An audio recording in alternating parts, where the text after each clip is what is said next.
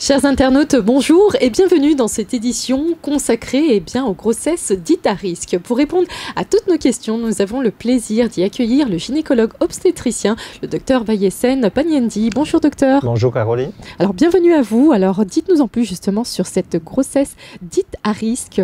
Oui, donc une grossesse à risque, c'est une grossesse qui présente un problème tant sur un bébé prématuré. Donc nous avons des gens qui par exemple sont gros, obèses, diabète, hypertension, malformation et des gens qui ont une grossesse multiple. D'accord. Ce qui veut dire que toutes ces femmes pourraient être concernées. Toutes les femmes sont concernées parce qu'il y a une grossesse à risque capable de toucher une madame 18 ans comme une madame 45 ans, 50 ans. Mais les plus âgées présentent plus de risques. Alors qu'est-ce qui amène justement à ce que ces femmes soient touchées justement par ce type de grossesse dite à risque? Donc une grossesse, donc ça madame-là, c'est une grossesse qui nous appelle à risque. Par exemple, nous prenons du monde qui a une grossesse gemellaire, il y a des bébés dans le ventre, quand ils ont une selle, donc l'utérus a haute tension. Maintenant, si madame-là fait un travail lourd, par exemple, il est capable commence à gagner contraction bonnéa. Et donc là, elle a une grossesse à risque. Et donc, si bébé-là, avant 37 semaines né, nous appelle les prématurés. Et donc, il posait un problème, le respiration, tout ça là. Et donc, les capables impliquent un soin très important. Docteur Panyendi, peut-on prévenir d'une grossesse à risque? Oui, nous sommes capables de prévenir pour grossesse à risque parce qu'avant madame la tombe enceinte, nous avons fini par un interrogatoire très important, le semaine antécédent de l'accouchement. Ensuite, ce qui est important aussi, c'est ce problème qui est médical. Par exemple, le problème d'hygiène de vie, nous cause tabac, quelque chose de très important. C'est madame peut fumer, bien arrêter de fumer. Parce que bien expliquer qu'il y a un risque de tabac fait à peu près 3 fois le risque d'accouchement prématuré. D'accord. Alors, qu'est-ce qui amène justement à ce que ces femmes envisagent justement à passer par une grossesse dite à risque? Parce qu'on en connaît quand même ces nombreuses conséquences. Oui, en fait, vous connaissez, tout le monde a envie de tomber enceinte. Le problème, c'est que le rôle de la sage-femme ou du gynécologue ou du médecin généraliste même, c'est d'encadrer madame-là. Donc, donc, tout le monde a envie d'un plaisir pour tomber enceinte. Le problème maintenant, s'il y a une grossesse à risque, bien expliquer qui fait à risque et qui se suit pour être. En général, il y a une recommandation, donc d'après l'OMS, comment dire, c'est très important de suivre madame-là bien et ça nous dépister quand il y a une grossesse à risque. Et c'est ça qui est plus important. Alors, on a été à parler justement des conséquences pour des grossesses dites à risque. Quelles sont, parmi toutes celles qui existent, les conséquences les plus connues? Donc, il y a une conséquence sur la maman et une conséquence sur le bébé.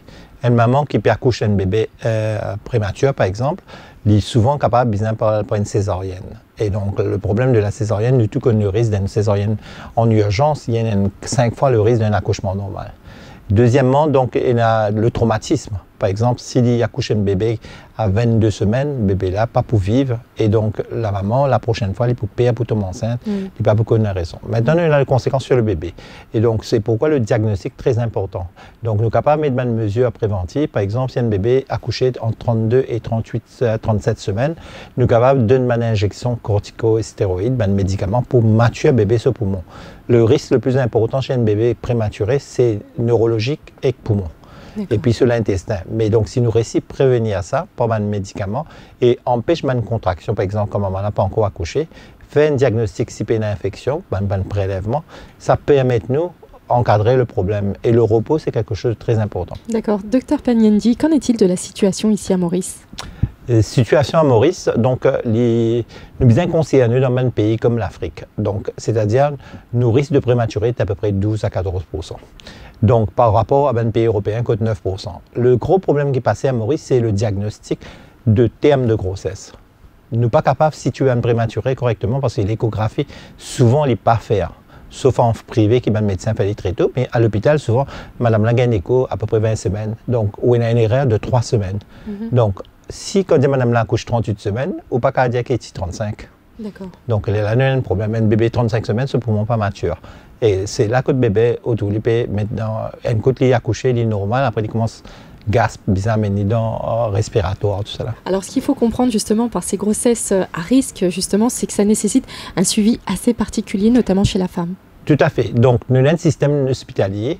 Donc, nous prenons madame, sage-femme, dépister madame, mais Ben, sage-femme continue de suivre madame jusqu'à 20 semaines. Une grossesse à risque, c'est 8 semaines même, Oui. ou 10 semaines, comme madame l'a présenté, bien amener que gynécologue. Que gynécologue, c'est une semaine madame grossesse à risque, ça, présente ça, après il est capable de suivre par le sage-femme. Mais bien, il y a une implication importante.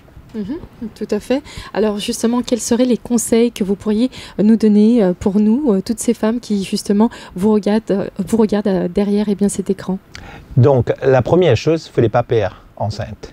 La grossesse, c'est quelque chose de naturel. Depuis longtemps, depuis préhistoire, les animaux, tout accouché. Et ça, quand même, prend soin de la progéniture. Et donc, ce qui est très important, c'est donc la prévention, l'hygiène de vie. L'hygiène de vie, c'est un des facteurs les plus importants, c'est-à-dire l'alimentation saine, exercice pendant la grossesse. Beaucoup de femmes n'ont pas fait l'exercice pendant la grossesse. Ben, on a dit arrête de bouger. Non, pas qu'à arrêter de bouger pour non rien. Madame, au moins 3 à 5 fois par semaine, disait continue à faire un seul exercice pendant la grossesse. Pas mal les exercices intensifs, modérés. Ensuite, le tabac, bien arrêté. L'alcool, si vous comptez boire, bien diminuer. Parce qu'il fait l'effet apporte prématurité sur le bébé. Ben, un petit bébé meg qui est handicapé, la drogue, tout cela qui nous gagne à Maurice, qui est un gros problème de fléau. Souvent, nous tous un bébé qui en manque. Et donc, ça, c'est une affaire qui est bien important.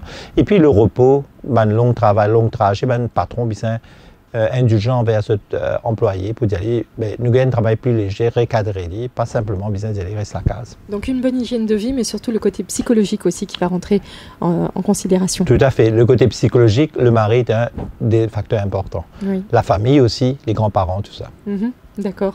Alors, merci beaucoup, Dr Pagnandi. Merci, Caroline. On vous dit à très bientôt. Vous, mesdames, mesdemoiselles, vous savez ce qu'il vous reste à faire, justement. Il vous faut vous préparer avant, pendant et après votre future grossesse. Nous vous disons à très bientôt et merci pour votre attention.